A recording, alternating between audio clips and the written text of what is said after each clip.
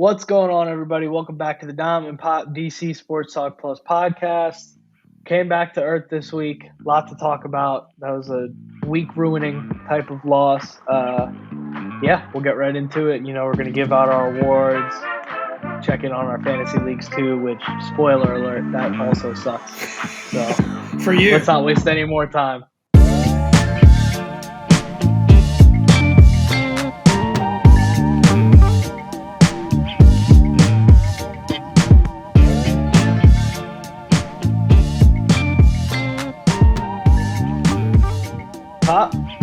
Come on, son. I would say what's going on, but you know what's going on. It's a tough one, man. It's a depressing loss. How you feeling?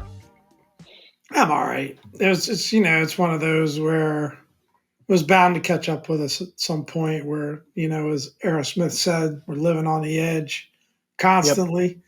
Yep. And I think you're going to win some of those and you're going to lose some of those. And this was one that, seemingly we had the game under control at one point, although, I think we'll get into it, whether or not that was a typical 10-point lead or not. But you and I text at that point. You said we just don't. When we both had the same feeling, said we don't feel good about this one, even though we were up 10, seemingly in control. So it's ironic that, to be honest with you, I almost feel better down 10 at that point in the game than I do up 10. And I had the thought, I didn't say it to you, but across 3 years and 22 different quarterbacks, a cumulative average age of 97 years on the offensive line. When have we ever seen this team put away a game in that position? That's just not what we do. And I had the thought, I just said, we don't win like this. We just don't.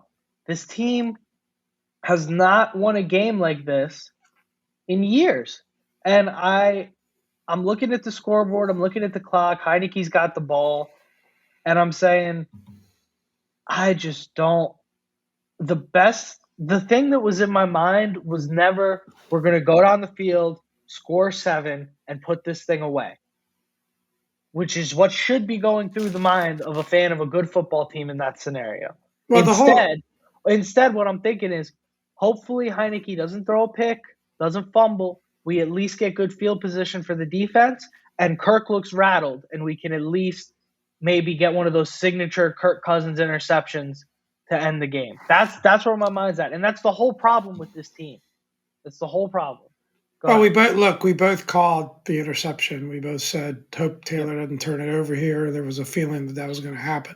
And the reality is, let's be real. Let's be real, right? There's people that are going to look at this game with burgundy-colored glasses and, talk about things the different way and that we were up 10 and we were under control.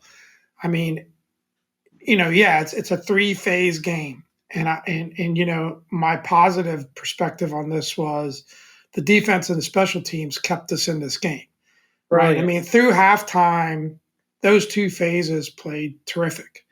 We come out in the second half, and people will be critical of the reporters that say that. If you're ever going to see a YOLO ball, that was a YOLO ball. How that ball got through to Curtis Samuel, he, chucked it up, threw it as far as he could, 49 yards, took a chance again, and it worked out. But, it caught up to him. And look, if we're being honest, the better football team won today. By far. The better football team won today. And, you ask questions and people will be critical of Scott Turner. And I don't think he called a great game, especially in the first half, without a doubt. However, come on. It's like, well, we got to do rollout game and we got to play the short game. We got to run more. Look at our yards per carry average. Coming into the game, they flashed a stat. Neither B-Rob or Gibson are better than 4 yards a carry. They're both 3.6. Teams are going to take away the run. They're going to take it away because we don't have a quarterback that can throw the ball downfield or play in a drop back game. How many balls are going to get batted down? When is this fantasy of Taylor Heineke being a capable quarterback for this team going to end? Open your eyes, people. We cannot win with this kid. We can't. It's a nice story. He gives you everything you got. But as long as our quarterback situation is the way it is, we have to have extraordinary coaching. We have to have extraordinary defensive play. Everything else has to be above and beyond just to win a game by 3 points. Yep. Just to win it by 3 points. We can't win with this kid. We just can't. Yep. It's the bottom line. The bottom line is, there's I use the stool analogy often with an offense. There's 4 legs on the stool. There's your run game, your pass protection, your quarterback, and your play calling. In my opinion, those are the 4 legs of this stool. We were able to get away with having a decent enough run game and some lucky quarterback play from time to time. But in reality, we have none of that. In my opinion, from what I saw today and from what I've seen this year, I don't watch all 32 teams every Sunday. This is a serious contender for the worst offense in the NFL by a landslide. And without a doubt, it's a bottom 5 offense. And that should be a with that talent. That is a biblical sin. Yep. With Terry McLaurin, Curtis Samuel, Antonio Gibson. That is a biblical sin with that level of talent on the outside. No question about it is insane. So you know what? Is Heineke Joe Montana? No. Is Heineke even Jared Goff on a good day? No. But he's your backup quarterback. But son, look at the stats. Look deeper into I don't believe in statistics. Broken. He rated like 34th or 35th in the league last week. Like there were backups that came into the game after the starter got hit and had better efficiency ratings than him. Like it's to overcome. Look, I agree. It's not all Taylor. I know I'm making it sound like it's all Taylor, but I just feel like, and it is what it is. Our starter got hurt. We got to play the backup. This is what we're dealing with. I would be personally happy if he's not on the roster anymore and we stop fooling ourselves that this is a solution that can work. And here's the fact that we lost by 3 points. I'm gonna talk about some positives, right? We dig on the coaching, and I think there are coaching decisions that are questionable. And I'm not going to sit here and try and defend Scott Turner, although I think it must be difficult to call plays when you don't have a quarterback, whether you're going to talk about Wentz or Heineke, it must be tough, right? But I do think the fact that this team, with all the crap that's swirling around the team off the field, right, to play as hard as they do, to come out and compete, for the defense to play the way they have, got to give credit to Del Rio. People are going to pick apart, the scoring plays. Well, if you give the team the ball back like that and an opportunity to score, what do you expect? Defense is going to break down. That pass play we talked about at the Jefferson where we crushed Kirk. He actually had to come out of the game. What a throw. I mean, I'm not the biggest Kirk Cousins fan, but what a throw and catch. We were aggressive on defense. We kept blitzing. That's what we wanted. I'm not going to take that away from them. There were a couple of penalties that I know Ron wasn't happy with at the end of the game, but what a throw and catch. You got to give the other team credit sometimes. And that was a hell of a play, right? And the pick was an absolute dagger because that's a play where he had people running wide open. He could stick his foot in the ground, make that throw to Thomas, but he can barely throw over the line. How about you use your legs and get upfield? The whole reason everybody's saying this kid is maybe better than Wentz in this offense is because our line sucks and we need to get some mobility. Get upfield. It's only second down. Yeah. Use your legs. Get upfield. Now it's 3rd and 7. Now you can throw a pitch to Samuel, see if he can throw a wheel route to Gibson. He was ignoring. I don't know if Antonio Gibson called him a mean name or something before the game. He was ignoring the checkdowns to Gibson all game. It was driving me crazy. But the point that I want to make offensively the whole thing is broken. The whole thing. The offensive line is terrible. You could put Josh Allen, Patrick Mahomes back there. They're going to struggle. The play calling is not putting Heineke in positions to succeed. And Heineke's skill set is such that he has a very limited number of options to be put in positions to succeed. The whole thing is broken. There is not a single working phase of the offense right now. It's an oversimplification to say that it's on. You think it's 60-40 Heineke. Fine. I think it's 60-40 play calling. Fine. The bottom line is this is not playoff level play calling. This is not playoff level quarterback play. And this is not even, 25th ranked in the NFL level pass protection. This is horrible. The whole thing is broken. Yeah, so I don't think that people want to listen to us rant for 20 minutes, and I know that we can go on. So let's move on. Let's calm it down a bit. But I just wanted to but I would say this. Here's what I see. I'm just talking about what my eyes see. Okay. One, despite my comments, like people will take it as you're against Taylor. You say that it's all Taylor's fault. But the fact is that like when Taylor makes one good throw, oh my God, look at that dime that he threw to Terry, or look at this. It's like it's this revelation. And what I see from Scott Turner, here's what I see. I see a guy that is afraid to not call the play that where his quarterback's going to lose the game for him. And I'm not giving him excuses. You saw a lot better play calling in the second half. We got Taylor out of the pocket. We saw some rollouts. We saw them being able to start to move the ball. It was definitely much better. But time and time again, if you don't have a quarterback that can play from the pocket, at some point that deficiency as a team is going to kill you. It's not just Taylor. There are a lot of quarterbacks around the league that if they can't play effectively from the pocket, and yes, he can run, but he's not a Lamar Jackson runner or these elite guys that can really kill you with their feet while they're catching up. And athletically, if a guy is 6'3", 6'4", can really run, it's not athletic deficiencies, has a big arm, is just not used to playing out. None of that's true here.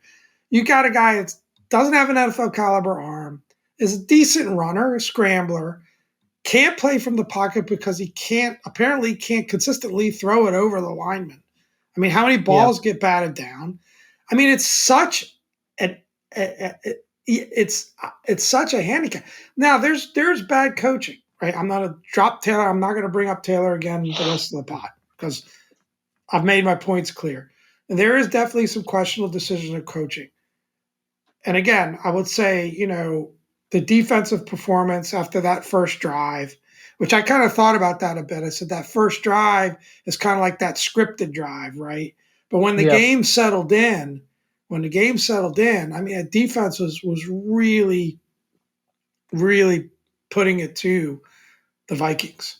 And, if the defense is just on its heels the entire game, it's tough for them to continue to perform. And I do think, look, I don't know, and I'm going to say this, and you're going to hate me for it, but that's fine. I don't know there could be a better coach to take us through the situation that we're in right now as a team and the absolute chaos that exists in the front office. And the leadership that he's presenting and the way these guys battle every week and fight every week. And you know what? People are going to say a lot of negative things about roster construction. There are a lot of good decisions that have been made about this roster. Some questionable free agent decisions, questionable decisions on the offensive line for sure. But in general, this roster is in much better shape than it was 2 or 3 years ago. Right. Yep. And even that I have to provide some credit. There are some key pieces missing that need to be dealt with for sure. So I think I love what I saw of the defense. I love the special teams performance. We had flipped the field. We kept them pinned back. That's what kept us in the game. We were right there. It's a 3-point loss. The bottom line is it's a game of inches. And, situational football is really important, and situational awareness is really important, and being able to produce offensively, ultimately, that's what wins you championships nowadays. It's not I don't think this is a defense wins championships league anymore. It's just not. It's a cliche that comes up twice a year when a big defensive play happens on prime time, but you got to be able to possess the ball. You got to be able to score consistently. Joe Gibbs said it. 3 touchdowns and a field goal. That's what you need. You got to be able to put up 24. And if you look at it, we put up 24 today, we win. We put up 20 today, we might still be playing. We might be in overtime right now. It's this offense, again, 17 points. 17 points. We cannot win football games when we can only score 17 points. That's really what it comes down to. And I think great point on your end about Rivera and the way he keeps the guys fighting and keeps the guys in it. I don't disagree with you with everything that's going on off the field. It's good to see at least a focused team out there. We'll talk about some of the more questionable stuff once we get into our kickoffs and down the line. We battled a 6-1 team all the way to the end. Yeah. We're fans. There's frustration bubbling up, obviously. But, doing that with some of the deficiencies that we have is pretty impressive, honestly. That's the point I was trying to get to, and thank you for getting me there, is that ultimately, like, the fact that we were able to be this close, which there's a little bit of luck involved with that Curtis Samuel touchdown, but the fact that we were able to be this close with that team, with an offense this bad, if we can just get deja vu even saying it, but if we can just get average offensive play with the way this defense plays, this is a 6 and this is maybe a 5-3 ball club. If you take the defensive performance, from that first drive, from after that first drive till through the third quarter, it was elite. It was absolutely elite. The D-line was just getting tremendous push. This is a Vikings team that's known for their offense, known for having a great running game, elite receivers. And we were just, and even, they got some lucky breaks on the drive, to get that field goal to pull within 7. And then, we pretty much gifted them the tying score. So, I think the defense and the special teams, honestly, the way the special teams plays, completes, especially that punt team. I hate to sound like I haven't believed this when it's been said in the past, but I do think this team is a quarterback and a couple players away from being a pretty good team. But those are big holes. If the couple players are left guard and right guard, yes, I agree. That's exactly what I was thinking. But oh my God, it is a crime against humanity, the quarterback and offensive line decisions that have been made in the last. It's horrible. But we have the whole rest of the season and the offseason and everything to talk about that. I could talk about it for hours, and I'm just going to keep saying the same thing. You guys watch the game. The offensive line sucks, and the quarterback play is, while exciting at times, subpar and not good enough to get it done consistently. So let's get into our awards. Pop, you got anything else, closing thoughts on the game before we do that? Or are you ready to just jump right in? No, I think I will say this just to kind of balance things out. I don't think the coaching, especially in the first half, was good. The fact that we insist on the drop back game, like we have a player that executes that style of offense well. I just don't understand it. Agree. They definitely, they were not coached up, properly in that first half, for sure. Yep. And we come out flat. The offense comes out ineffective. By some miracle of God, we go into the half and it's only 7-3. And I had to remind myself, I'm like, it's more than a miracle. The defense made that happen. Defense played great, but what I mean is offensively, the way we produced offensively. That's if the defense was having an average day, that's 22-0, like it was in Detroit. But anyways, let's get into this. Let's get into our awards here today. No surprise, these are going to be pretty much all defensive. Sauce Award, our guy Jonathan Allen. He's the Terry McLaurin of the defense, I'd say, or maybe Terry McLaurin is the Jonathan Allen of the offense. I don't know, but every week he is just the best player on the field.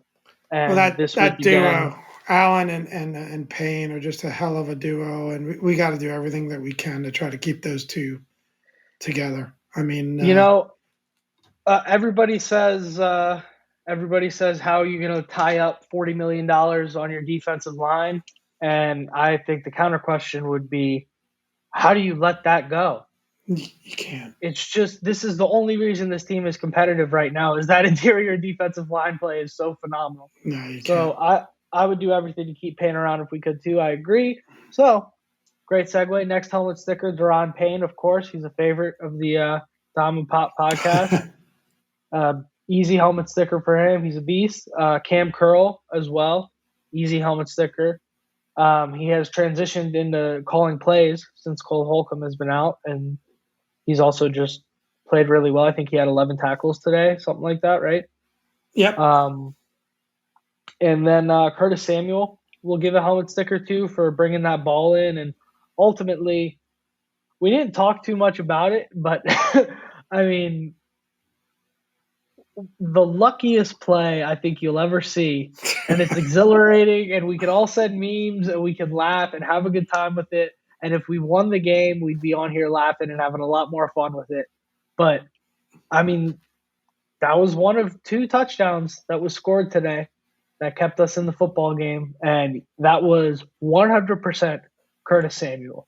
Don't be fooled. We could have put a jugs machine back there and flung that thing up. Yeah. Like, we might as well just wheel the jugs out and let Gibson put the ball I into literally it. burst out. I literally burst out laughing. I mean, he was triple. He was triple covered and quadruple covered. The ref threw a pick for us. And again, my beautiful wife, who I refer to on the podcast often, looked at me like I was crazy, because here we are. We scored this amazing bomb touchdown, and my reaction wasn't like, "Let's go!" and yeah, it was. I just burst out laughing. Yeah, because I did too. It was, I mean, Taylor throwing the ball from his ankles, just like everything he's got, and it's 49 yards down the field with that elite arm, and then just somehow, your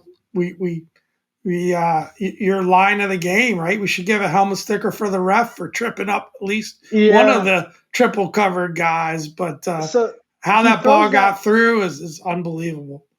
Let's take a second, because that was the most iconic play of the game. Let's have some fun with this. Come on.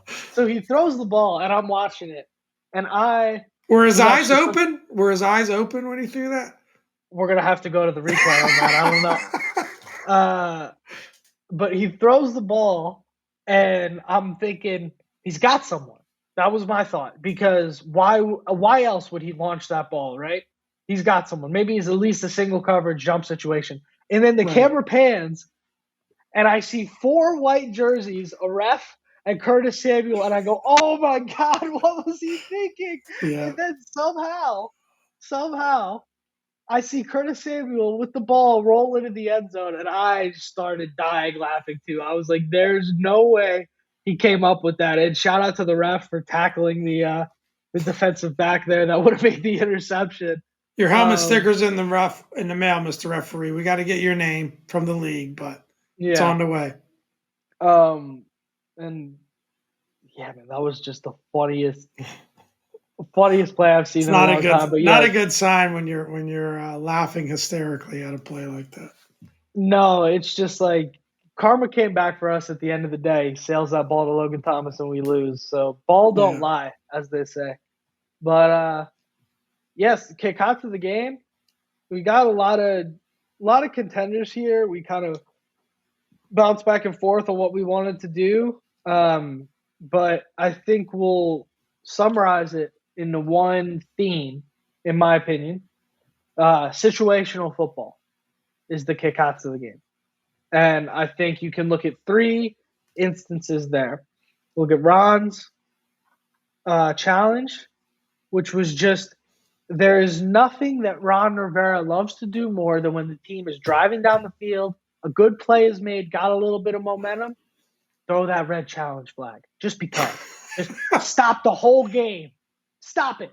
It's like in basketball, right? When the other team makes like an 8-0 run and you call a timeout, he does it to his own team with that challenge flag. He's like, "Cool, everybody cool off." Well, plus they'll get a win. It's 3rd and 1. Like it's 3rd and 1. It's not like, and you're risking a timeout when you've already burned one. I mean, speaking of situational awareness, burning that timeout on that 4th and 1 over a substitution 8 weeks into the year. Yeah, that's unacceptable.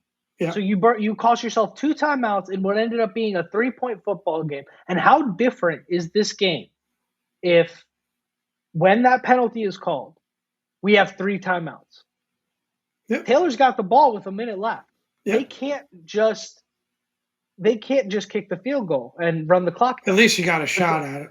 Yeah. It's a whole different – you at least have a shot at it. Yeah. So the second situational failure is that penalty.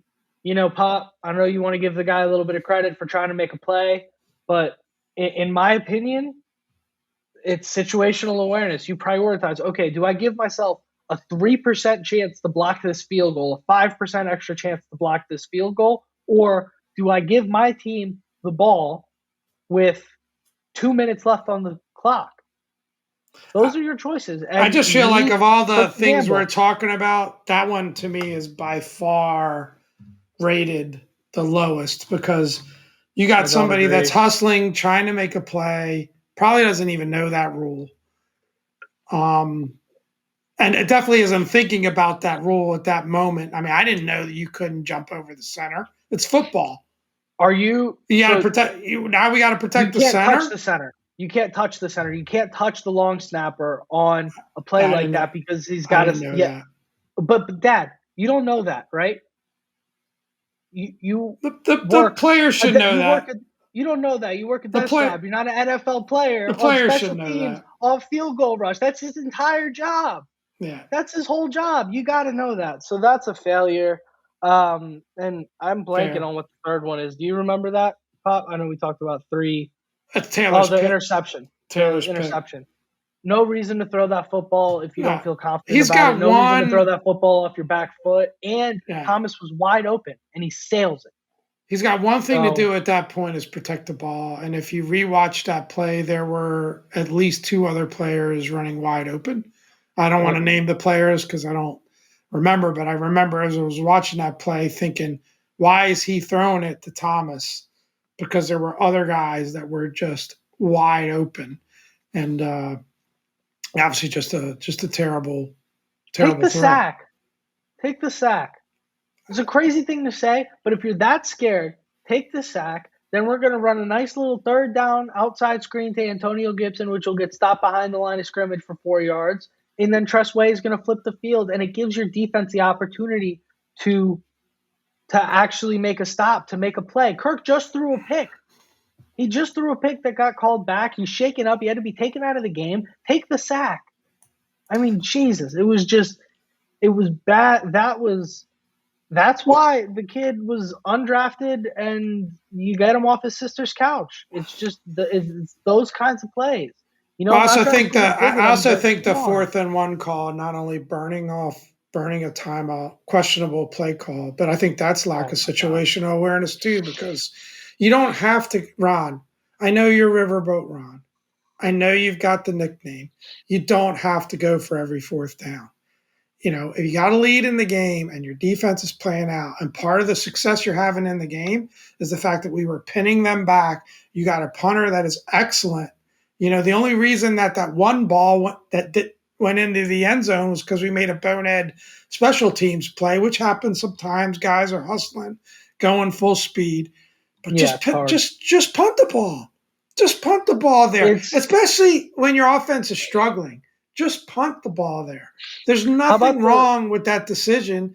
Pin them back and keep that field position. You know, old school football, field position used to mean something. You know, that's why traditional coaches punted in those situations, was to pin them back field position wise. So just punt it. Last week, and I think you just don't. It's like feeling the. We've talked about this before. It's getting the feel for the game and how it's going. And at that moment, like I didn't have a strong vibe we were going to be able to convert that fourth down. You no. didn't feel it in the flow of the game. So just punt it, pin them back. Let your defense keep eating, keep doing what they're doing, right? Pinning their ears back, going after Kirk. So I mean, it's unfortunate, but I do think, some better coaching decisions could have really made a big difference in this game result. Yep. Yeah. Last week, let's rewind the clock a little bit here. See if anything looks familiar to you. Last week is 4th down and 2. We're up. We decide to go for it. We hand the ball off to Mr. Brian Robinson out of shotgun, 6 yards behind the line of scrimmage. He doesn't get there. And he runs to the right side, inside the tackle. This game, 3rd and 1. We're up. What do? Same exact play. And he doesn't get there.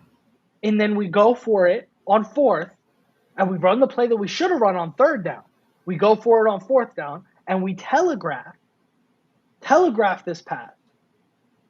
And it's just the play calling on those 2 plays was so mind-numbingly bad. And then what did we do? We let Minnesota back into the game. That's both games. And we got bailed out last week by Terry McLaurin walking on water and pulling that ball out of Stephon Gilmore's hands. But you can't bank on that. And these guys, these coaches, I've watched it for 3 years now.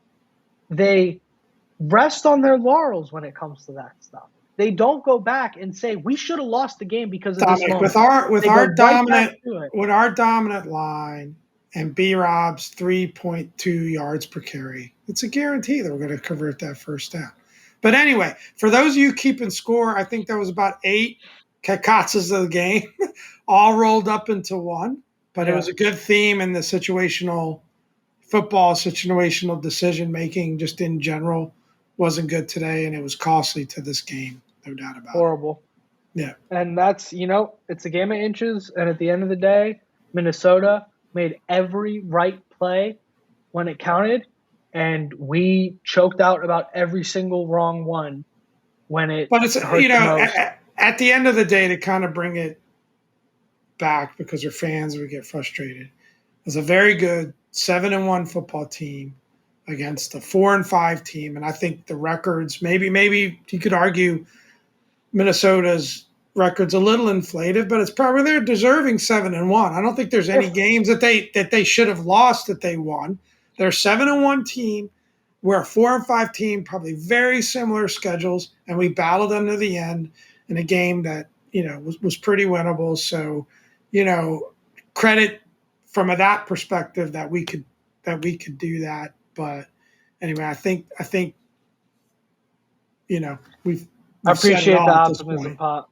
I appreciate just the balance. optimism. It's not optimism. See, it's balance. I appreciate the balance. At the end of the day, Minnesota's 5-0 in 1-score games. This is how they win football games. And when you look at the scores, and we said they were beatable, I think you just look at the scores. That doesn't tell the whole truth. They played immaculate down the stretch, and they made the plays that they needed to make. And the coaching was excellent. Kevin O'Connell, big fan of his. Yeah, I'll leave it at that. Let's Pop, you want to check in on fantasy really quick? Your team's doing great. My team, not as much. Boys are balling.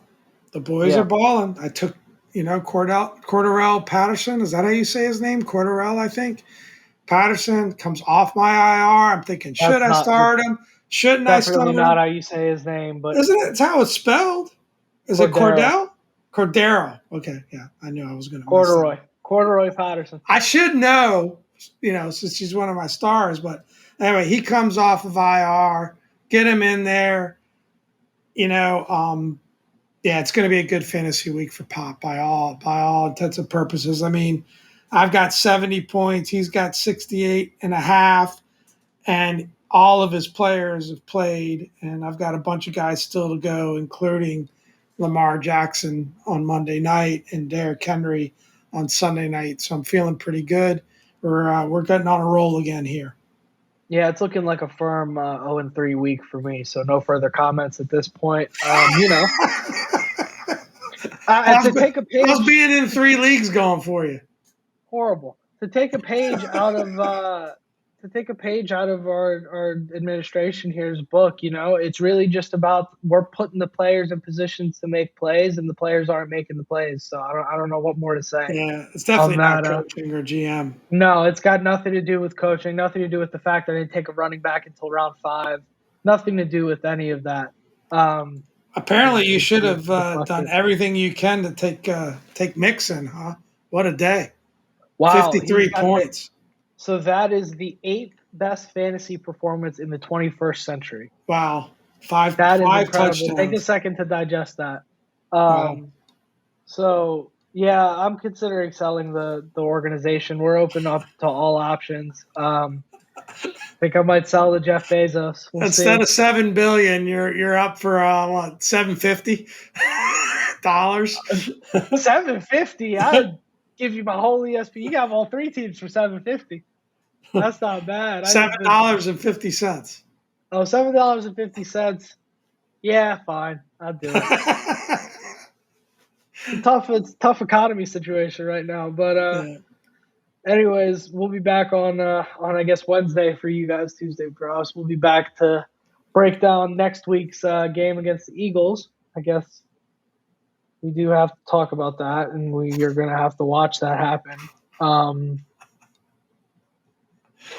Fellas, if you got a lady and you've been looking to surprise her one night for a nice dinner out, nice date, Monday night at about 8:15 sounds like a great time to do that.